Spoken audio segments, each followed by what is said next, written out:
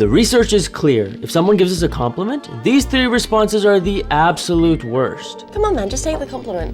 No. Never. Charisma expert Olivia Fox-Caban explains that each of these 3 phrases sends the same message. You shouldn't have bothered complimenting me. And if that's my response every time, you'll stop trying to compliment me at all. If you're new here, I'm Sanjeev. I'm a cognitive scientist from UC Berkeley and a magician, looking for evidence-based ways to communicate and connect with the people in our lives. Today, we're looking at the psychology of receiving compliments. What are the 3 worst responses, what sucks about each one, and what we can say instead to give a compliment the credit it deserves. Here's the first response. Let's say you and I meet at a party. We're all dressed up. You tell me I look good, and I say, no, you look good. I hit you with the Uno reverse, also known as the reciprocal compliment. Dr. James Powelski calls this a hot potato response. It's like that game where we just throw the praise right back. And he says it comes from seeing praise as a transaction. So if someone's paid us a compliment, now we owe them, so we try to pay them back right away. Interesting, right? But it sucks because then it feels transactional. It leaves the complimenter feeling like, wow, you didn't even accept my compliment. Now you've given me this lame compliment back, not because you wanted to, but because you felt like you had to. So what started as someone just trying to be nice is corrupted into this game of hot potato, which ends with 2 losers and no winner. The second negative response is a little bit more subtle. Imagine us at the same party, but we're dressed in suits this time. You tell me I look good and I say, no, all credit to whoever designed this suit. That's a perfect example of praise deflection. Now, I used to think this was fine because it comes from a good place, right? I want to give other people credit where it's due. But first off, it doesn't always work. If someone says, hey, nice smile, I can't say, oh no, it's a team effort from my teeth.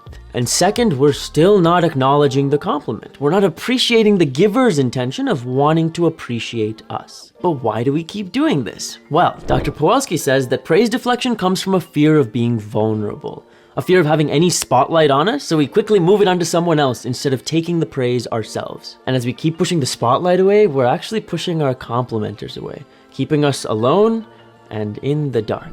Which brings us to the third type of response. Imagine us still at the party, it's a long party, still wearing suits. You tell me I look good, and I say, no, this suit doesn't even fit me. This is the worst offender on our list. Compliment denial. Well, it's not always bad. For example, my parents are Indian, so growing up, they were taught to deny compliments because kannu padakura, they say, it's to prevent the evil eye, a cultural belief that when others are jealous of us, it can cause physical harm. But even after moving to the US, where the culture is different, these roots still influence how my parents take compliments. And they aren't alone. Professor Fujimura Wilson explains that many Asian countries, Taiwan, Japan, teach lessons like humility through the rejection of compliments. But let's be honest, it's not always cultural. Sometimes the deeper reason for compliment denial is that we don't believe the compliment. We just don't think we deserve it. And it's more dangerous than we think. In fact, researchers from 2016 found that we reject appreciation from others when it clashes with our self-image, how we see ourselves. And so compliment denial is most commonly linked with low self-esteem. We see ourselves as unworthy of praise, so we shut down anyone who disagrees.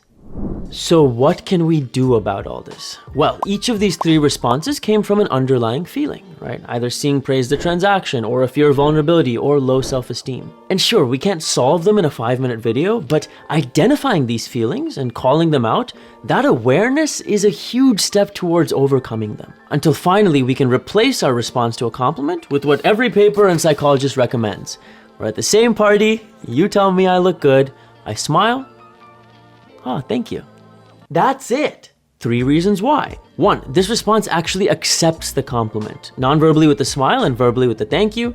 It's concise, keeps us from looking arrogant or insecure, and it sincerely appreciates the other person for their kindness. Now, some compliments are really special, so a plain thank you might feel like it's not enough, like we aren't doing it justice. So for those scenarios, this video dives into how we can make a thank you more special. Make sure the other person feels our appreciation. We'll talk soon.